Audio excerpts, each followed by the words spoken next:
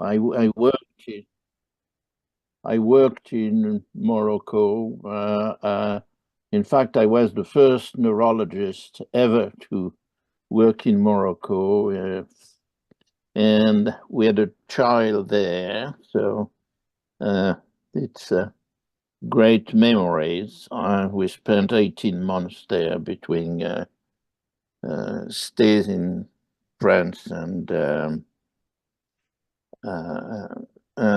then my moving to the US and then to Canada. As you know, I'm a neurologist, retired now for almost 8 years, and so I work in the Middle East. I worked with the Institut Pasteur in Tehran, and so I have visited Iran many times. But we went to Syria only once because there was a meeting of the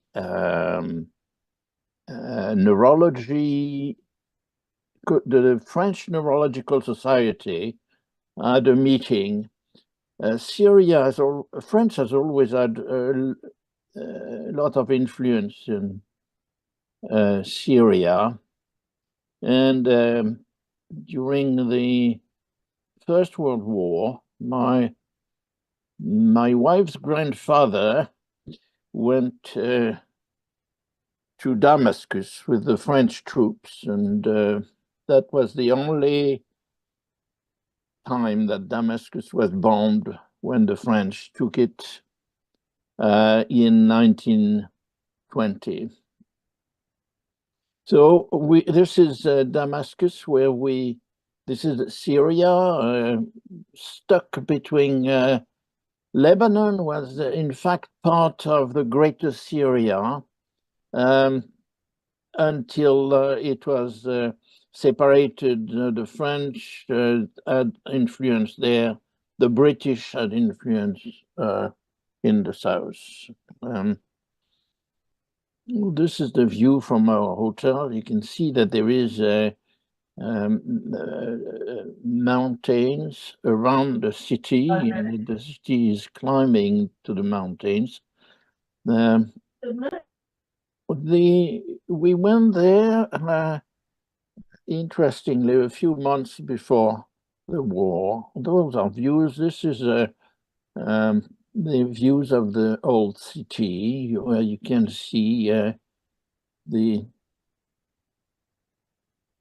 that there is a mixture of Oriental, but also Roman ruins are there right in the middle of the city, as you can see here. But this is the mosque. On the right is the wall of the Umayyad mosque, which we'll see in greater detail a bit further. Those are the typical houses with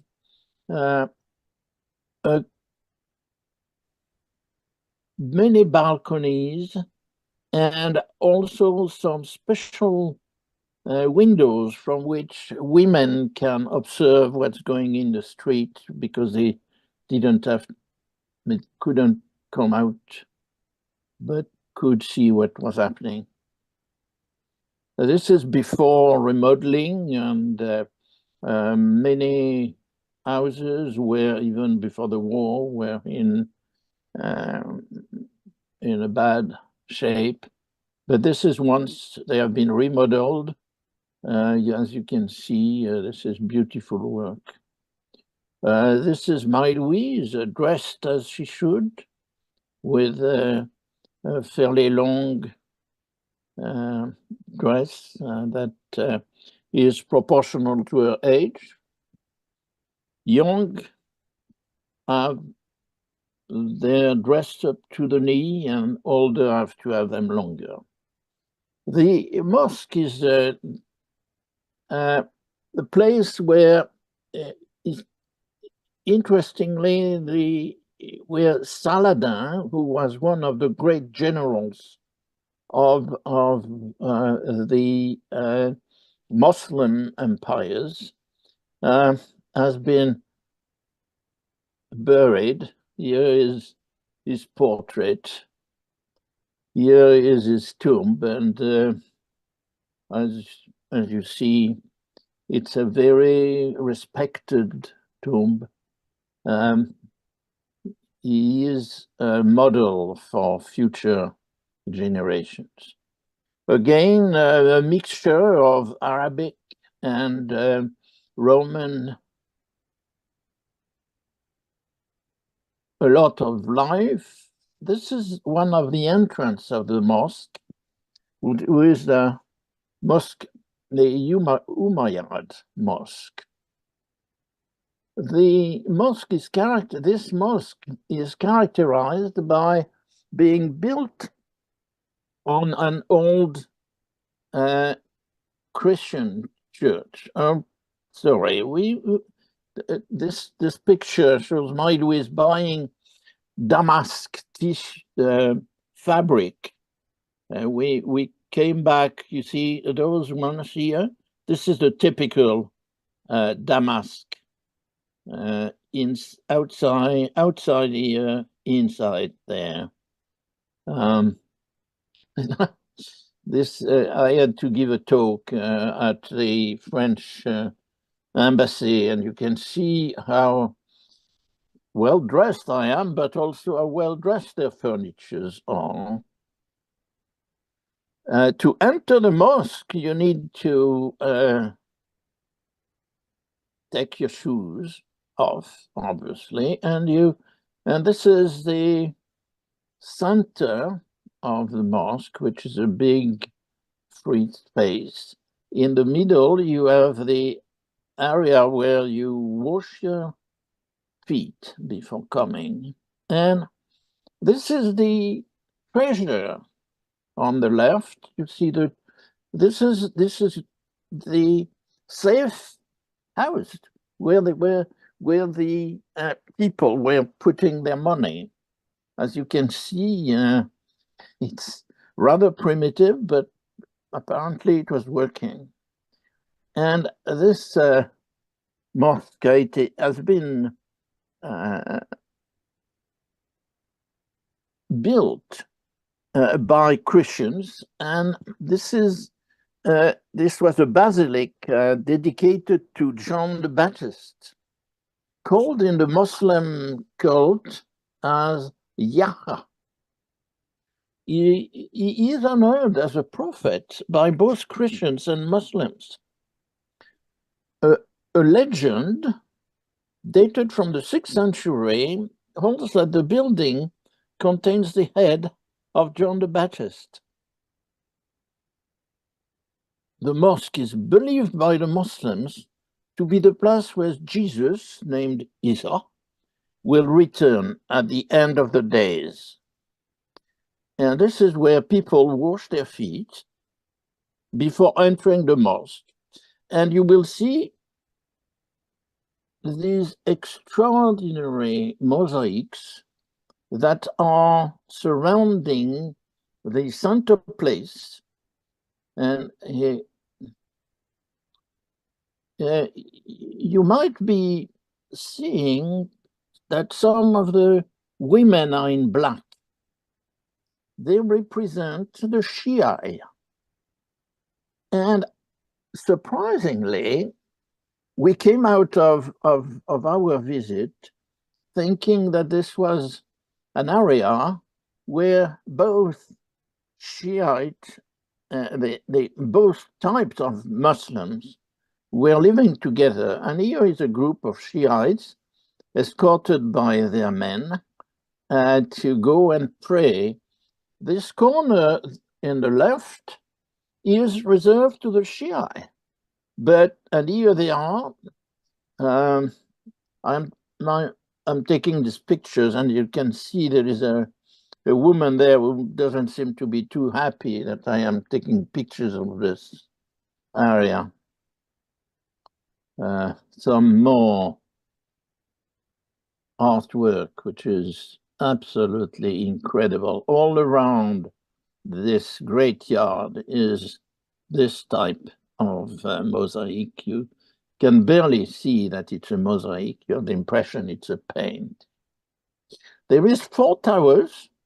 It's probably the only one of the mosque which has 4 towers.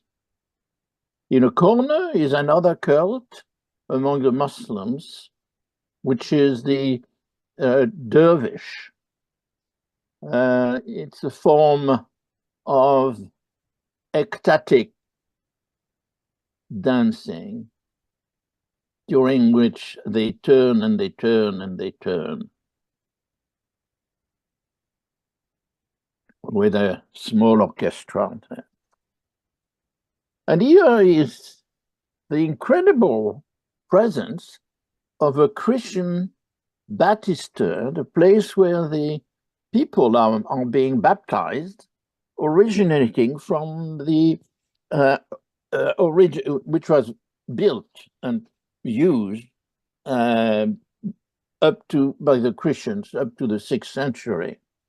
So this marble is originally from the 6th century and was used by Christians. Christians still can baptize in that mosque, like you have the brother enemies of Shiites and others living in the same roof there.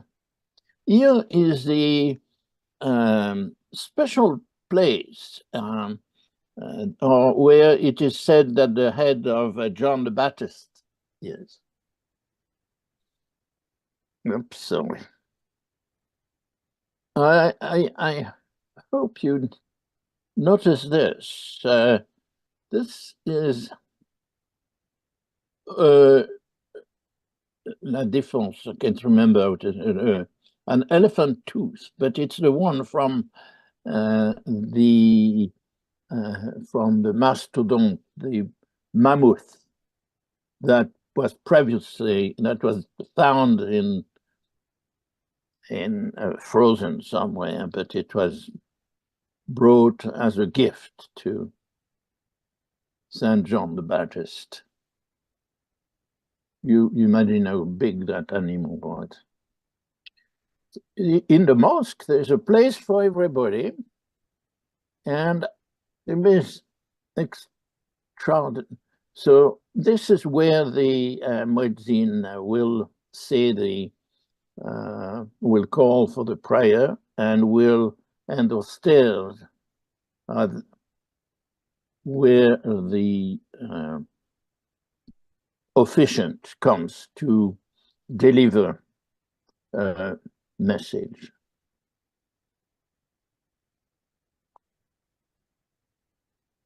From Damascus, we went with our French neurologist, neurologist, to Basra.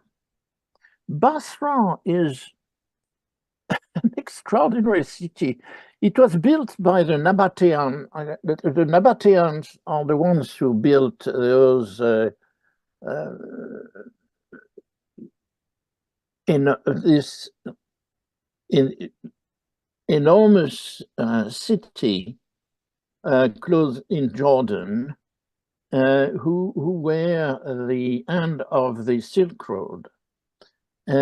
And in Bosra was built by the Nabatean in the 2nd century before Christ, and then was used by the Romans, and Christian became the dominant religion in Bosra around the 5th century, and it played an important life in an important part because there was a big battle for Muhammad. This is taken from the verse.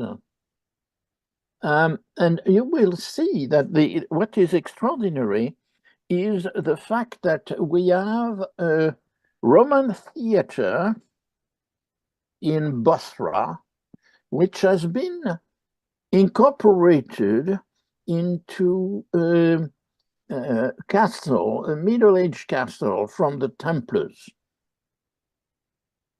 And so here you see, okay, so here you are at the junction. On the right, you have the castle stones, and on the left, and at the end of the corridor, you see the circus. So, and where the circulation to go and take a seat. Here are is the fortress.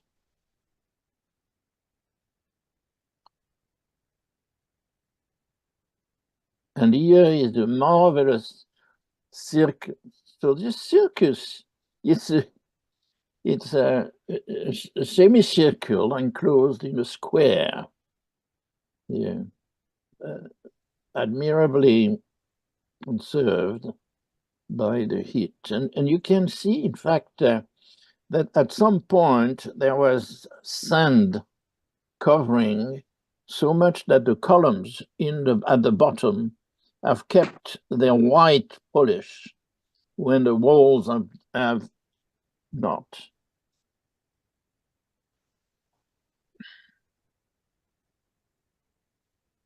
Then we came back to Damas and visited one of the most where to put that, most active politically, most active mosques in the country, which is surprisingly in the memory of a woman, the sister of the first imam.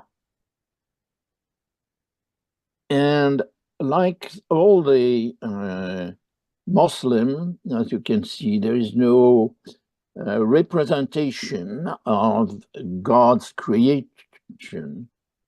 As you can see, it's only drawings, but nothing that can be called a face or a flower. Inside, it's exuberantly rich. As you can see, all these women are in black. This is the most revered Muslim of the Shia. It's according to the tradition, this mosque contains the grave of Zainab, the daughter of Ali and Fatima, who is the granddaughter of Muhammad. The tomb became a center for religious studies in Syria and a destination of mass pilgrimage. Normally, all the Shia visit this mosque during their lifetime. I don't know why, and we couldn't figure out why there's all those clothes, probably gift. But again, this is part of the Shia. You always have a grid separating the people from the nothing which is inside, because supposedly the spirit of that person, of that saint.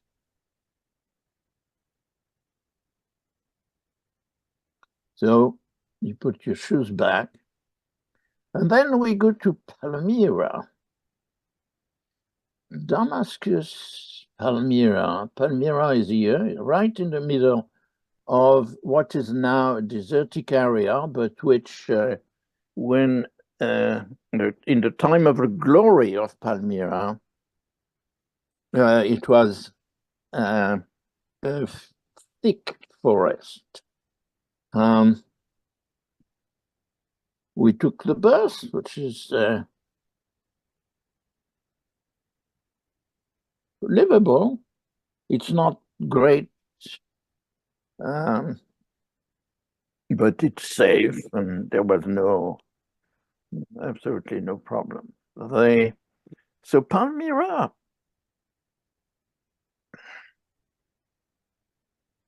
this is the desert. This is a castle built by the what do you call them in English? The Templars were part of them.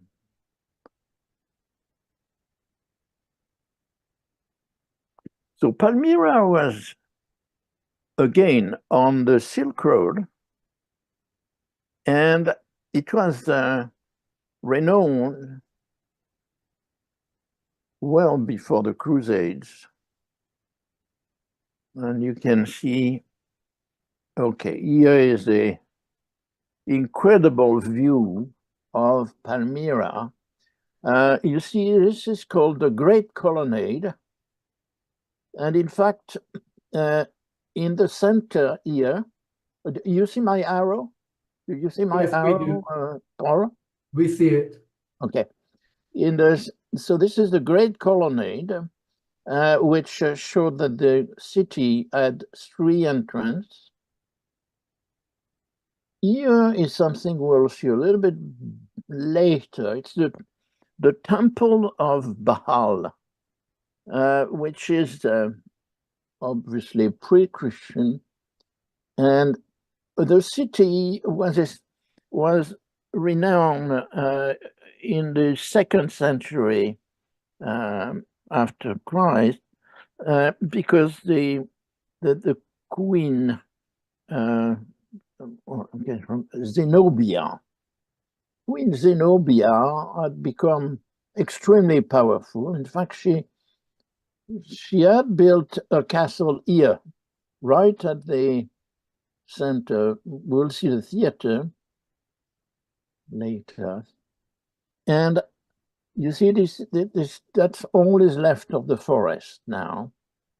But this is an incredible view.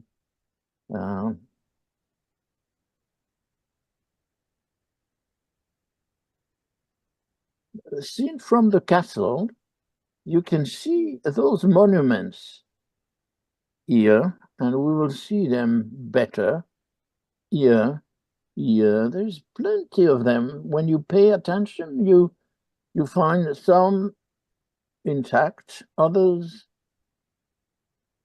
barely stable, and those represented an extraordinary business. Generations of people from Palmyra had built those, and they were in this very dry climate. The bodies were very well conserved, so people were entombed into those tombs in which of which you see hundreds around.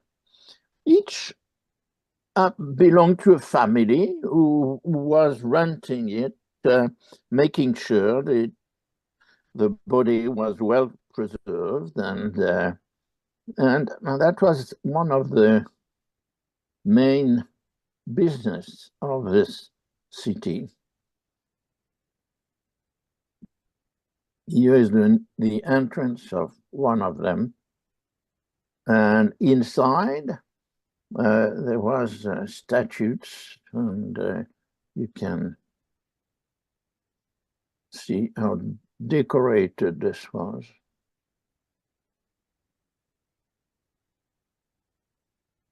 Now, this is the Temple of Baal, 3 centuries before Christ. Absolutely enormous, majestic. Unfortunately, that's where the troops of the rebels had established their main area to store their trucks and all their equipments. And suffice it to say that it's probably, there's, I was thinking one day about getting the pictures of those places destroyed, but I think it's probably better to keep the records when they were up. There was not a stone left of this temple. When you see, oh,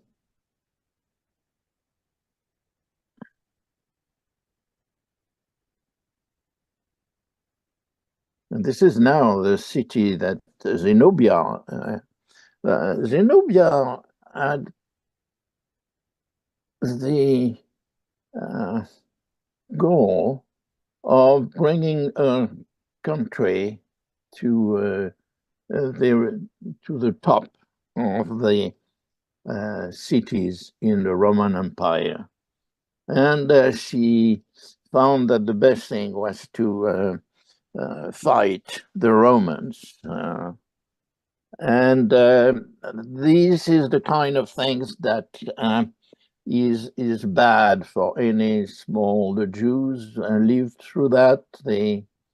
And Palmyra lived through it. And the Roman Emperor Aurelian, around the 250 of our era, came and destroyed the city completely. And only this was left. So this is the theater. As you can see, it's a small theater because this was a small city-state. But Zenobia, when she had battled the Roman, ended up losing the war. Unfortunately, she was taken as a prisoner and dragged between for the triumph of Aurelian through Rome. And it said that she was beautiful and served as a toy when she was brought to Rome.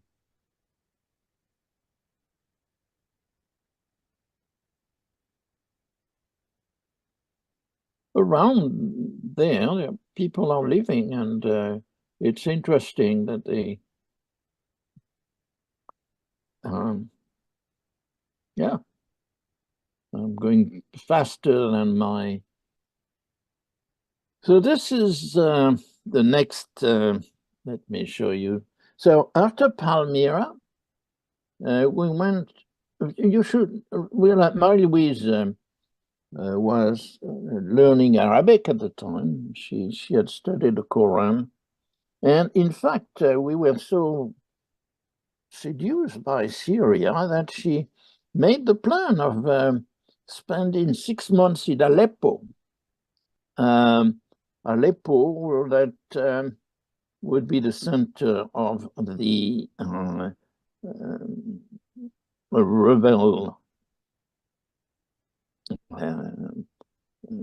rebellion, and we went to Homs. Homs is a saint city, so we were. There must have been people who knew that something was boiling at that time, because we were told that don't go to Homs, it's dangerous. And we, in fact, and that's where, when we decided to go to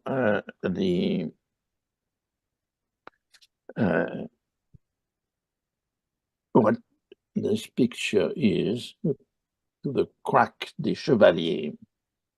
This is what was built by the Crusaders.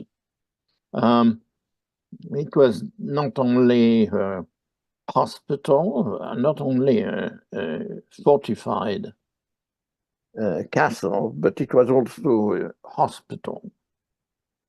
And this we have seen many castles in Europe, and few of them are. Maybe I should go back to show you the original. We have seen few castles in Europe, but few of them were that big, that impressive. This is the moat. And those are the rooms where the patients were taken care of. This, as you can see, the Muslims have created a place to call to the prayer. In fact, it's not the call to the prayer which occurs from another place in the mosque. This is where you recite the sacred Quran.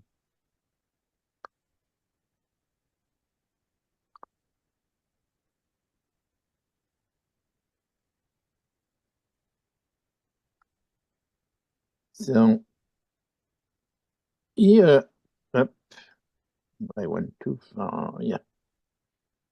You see this. Okay, so now, following the war, everything which was not rock has disappeared here, because that's where the rebels had put their HQ and stored all their ammunitions when they were at the peak of their success. From here, unfortunately, there's fog today, but what you see is Lebanon. And from here, you can see the sea, the Mediterranean Sea.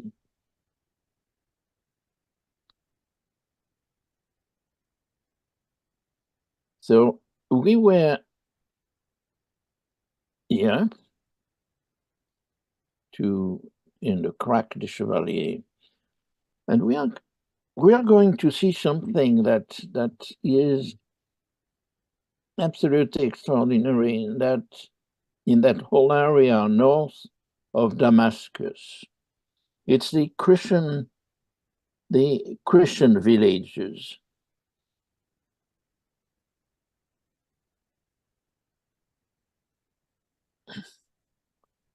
Those are areas where nature has dug places to be able to evacuate the waters, and it's so quiet, and everywhere you turn, you find those. Here, I have to say, we left Syria with the impression, I have already mentioned it a bit, that with the impression that there was an extraordinary, how to say that, agreement between the different religious communities. And here, this is an Orthodox church, and there are nuns living there. And you see regularly Muslims coming and praying to this saint.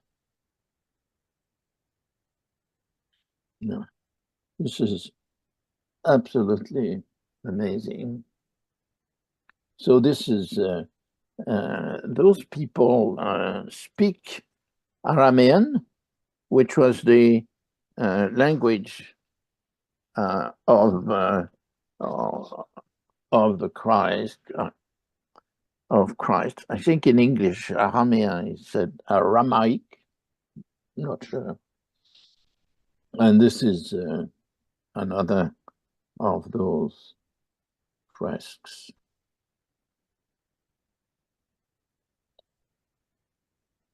The dry weather permits the to really save the colors and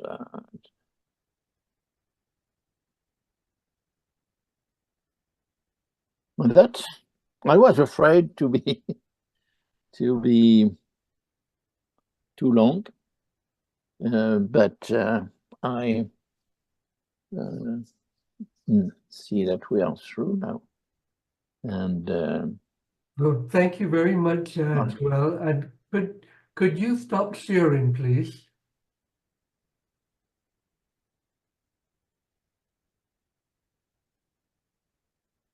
Thank you. And I will do view gallery. Well, that was a very interesting talk, and you mentioned some of the areas that have been totally destroyed. Could you list off the areas that you visited that will no longer be available to view when people are able to go back to Syria safely? the temple, the Baal temple, has been destroyed at 80%. To the contrary, and probably because those are Catholic Orthodox, the Russians didn't destroy any of the Christian churches and the Christian cities. Interestingly, the nuns had been displaced, and probably for the an innumerable number of times will come back. It is something extraordinary there. To the contrary, the Crac des Chevaliers has lost half of its volume. But I suspect that the Crac will be rebuilt, but probably by something like the UNESCO or something like this. But the Temple of Baal has no equivalent. This is the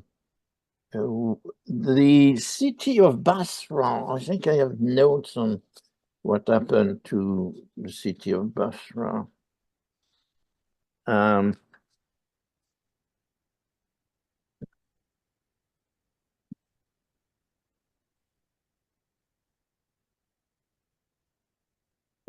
So the city of Basra, there was, I took specifically notes about this because it's a unique place, because this is a Roman circus which is enclosed in a fortress of built by the Crusaders. I mean, c'est la quadrature du cercle. So there was gunfire in 2012, and after 22 months of conflict, it was reported that the citadel has been used by the army to shell the town on a daily basis. Since the February 2014, the city was under the control of the Syrian army. But in January 2015, the army's 5th Division confronted a contingent of rebels from near the famous amphitheater. A fierce battle broke out between the groups. The army shelled and destroyed the theater and the whole neighborhood. So this theater is no more to be seen. I have not been there to see it since, but so are there any comments or questions from any of the attendees? You can just start to talk, unmute yourself and talk if you wish. I can't see everybody. Joel? yes. I have a question for you. Those columns that you showed, in the Temple of Baal or in other places, in other places as well, the top decorations seem to me that they are Corinthian style, like the ancient Corinthian style columns. Is this, do the Greeks have to do anything with the construction of these, or they are all Roman? Oh, it's quite interesting. The Roman Empire systematically took over whatever the previous people had done. And it's specifically true vis-a-vis the Greek civilization. You know, I mean, the name of the gods were changed, but the gods were still the same personalities. Right. And here we are at an area where there is, in fact, the people who were in Palmyra were going to India on one hand, and on the other side we're going to Greece and Rome. There was a total, this was a total mixture. That was the Silk Road. Mm-hmm. And so I'm sure they had architects who could do both styles. Yeah, that's true. Yeah. Yeah, very interesting talk. Nice to see things before they were destroyed. I didn't time it very well. The last time we have time to ask questions and talk. Anyone else? Has anyone else been to Syria? Carolyn, you can unmute yourself. Yeah, well, I lived in Beirut from 1965 to 1968. So had been, and came to Beirut by driving through Syria. So I have been to Aleppo and to Homs. And it's too bad you couldn't get to Homs because it's famous for huge, huge wooden water wheels. And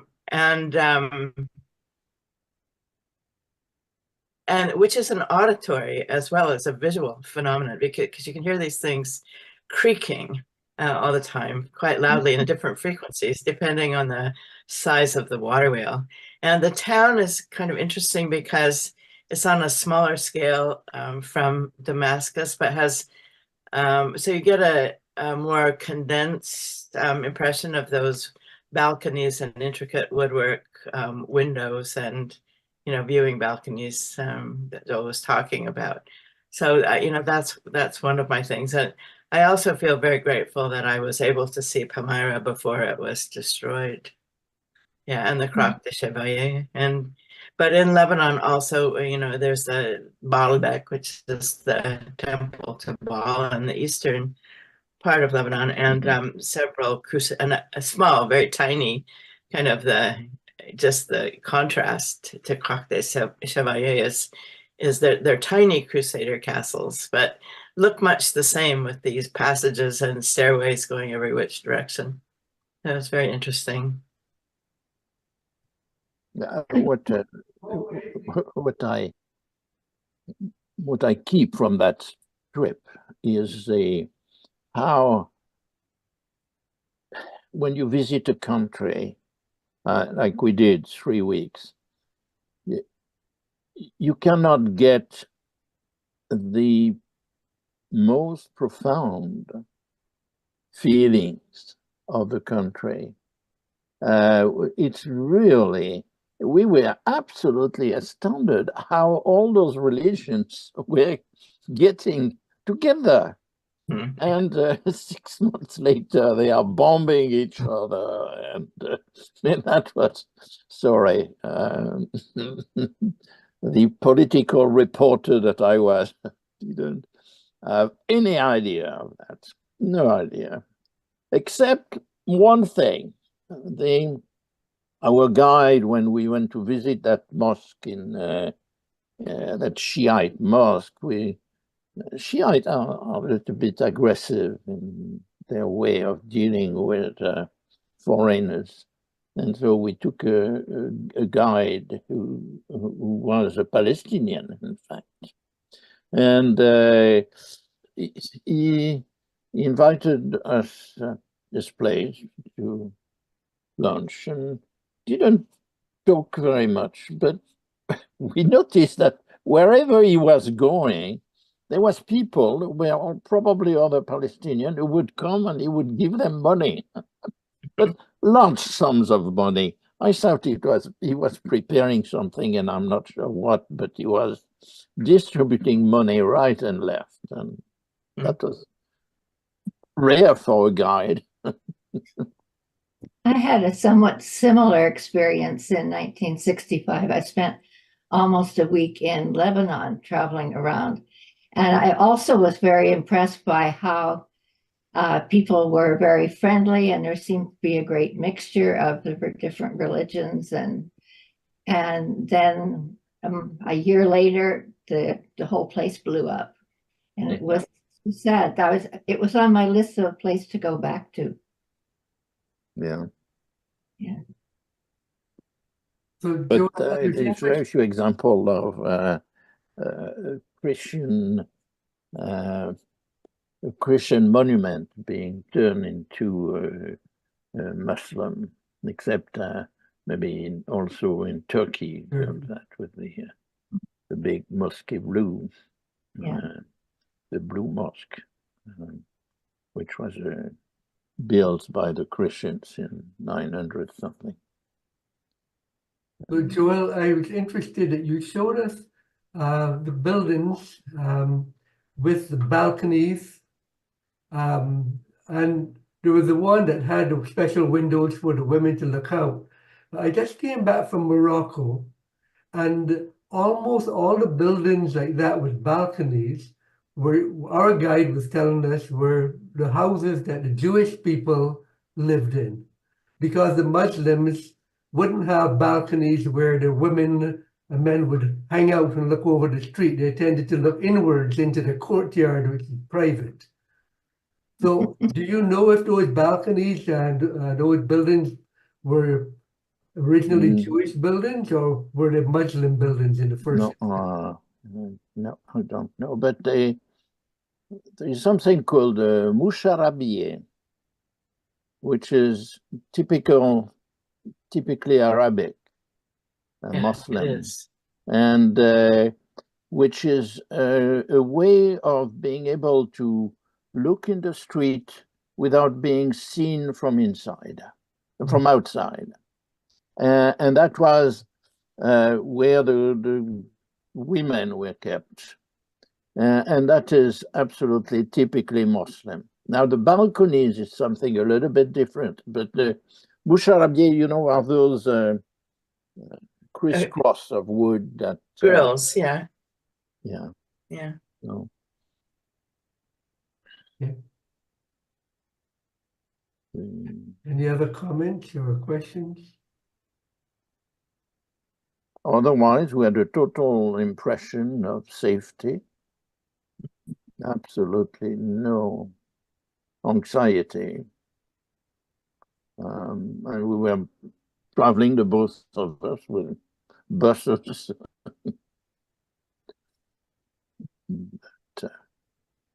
So, well, again, Joel, thank you very much for giving us a talk about an area that most of us will probably not visit anymore. We don't know when things will settle down in that part of the world, but it was a very interesting talk, and we've seen things that no longer exist, unfortunately. So again, thank you, Joel. And before we stop the meeting, I just want to let you know that the next meeting will be on May the 16th. And I will be giving a presentation on a week that I spent based in Nice in the French Riviera. We're visiting a number of little towns around that area. And then in June the 13th, Peter Wing and Claire Weeks are going to talk about their trip to Morocco. And if you know Peter and Claire, they're also part of the photography group, so they usually have beautiful photographs.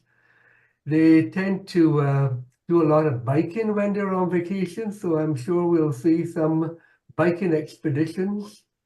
But they assure me that they're not going to be active all the time. They're going to take some time to just hang out, as they call it. So we look forward to that presentation, which will be the last one before the summer recess. Then we'll start back in September. I'm always looking for people, especially people who have not presented before, who would be interested in giving a presentation to the group. And if you think you would like to talk to the group, could you please email me and let me know your idea? I'm pretty flexible with ideas. And if you don't have a talk that you think would fill the whole session, I'm happy to try to find somebody else to give a short session also, so we fill up the hour. Okay. Again, thanks to everyone for joining us today, and particularly thanks to Joel. And I'm going to end the meeting. Thank you. Thank you. Thank you. And Yeah. all the best to your wife, Joel. Thank you. Good recovery.